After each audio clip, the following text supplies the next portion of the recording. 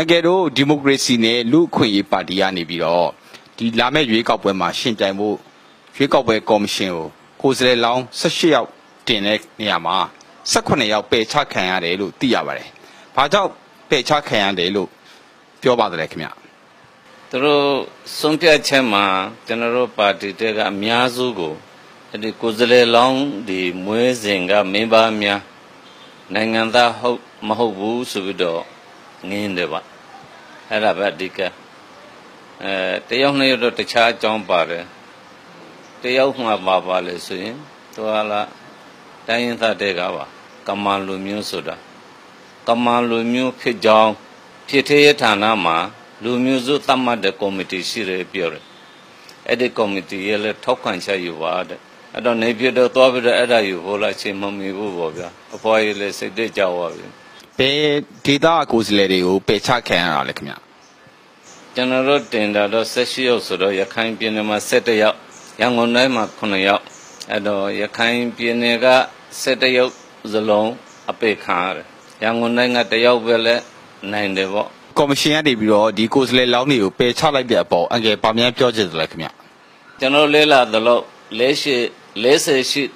နိုင်ငံသားဥပဒေမှာပုံမှန်4အပိုက်ခွဲ2မှာဘူးဘွားများဒီနိုင်ငံမှာနေရသေးတယ်မိမိနဲ့တကွာမိမိဘကဒီနိုင်ငံမှာမွေးရဆိုရင်သူဒီမြန်မာနိုင်ငံသားပါအဲ့တော့အနည်းဆုံးကျွန်တော်တို့အဲ့ဒီအပိုက်နဲ့ကိုင်းရင်ကျွန်တော်တို့ဘူးဘွားများဒီမှာသေးတယ်မိဘများဒီမှာမွေးရကိုတိုင်ကလည်းဒီမှာမွေးရဆိုတော့ကျွန်တော်ကဒီနိုင်ငံသားပေါ့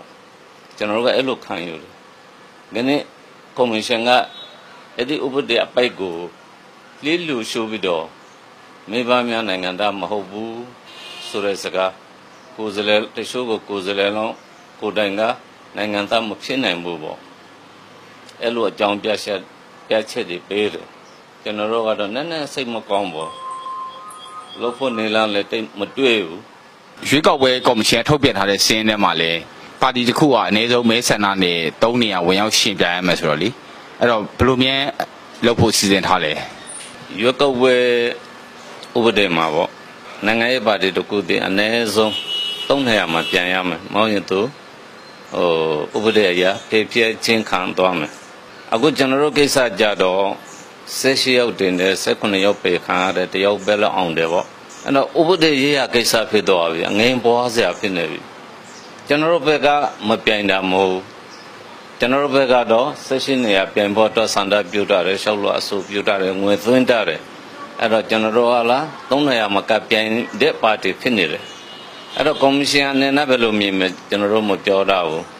လက်တွဲမှာလားပြိုင်ခွင့်မရတဲ့အတွက်ကြောင့်တနေရာပဲဖြစ်တဲ့အတွက်ကြောင့်ပါတီကိုဖျက်သိမ်းမယ်ဆိုတဲ့အယူအဆရှိမှာပါကော်မရှင်မှာဒါတော့နည်းနည်းအငင်းပွားစရာဖြစ်လိမ့်မယ်အခုလာမယ့်ရွေးကောက်ပွဲဟာ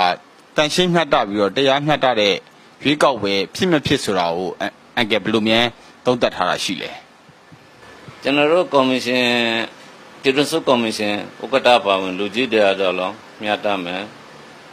လူလာမယ်မှန်ကန်မှုရှိမယ်အဲ့လိုပြောနေတာပဲအဲ့တော့ကျွန်တော်တို့ကရွေးကောက်ပွဲမဖြစ်မချင်းတရားမျှတမှုမရှိဘူးမှန်ကန်မှုမရှိဘူးအလုံးစုံပါဝင်ခွင့်မရှိဘူးဆိုတာပြောဖို့တော့ခက်နေတယ်လောလောဆယ်ပြောနိုင်တာကျွန်တော်တို့ရခိုင်ပြည်ကကိုယ်စားလှယ်တယောက်မှ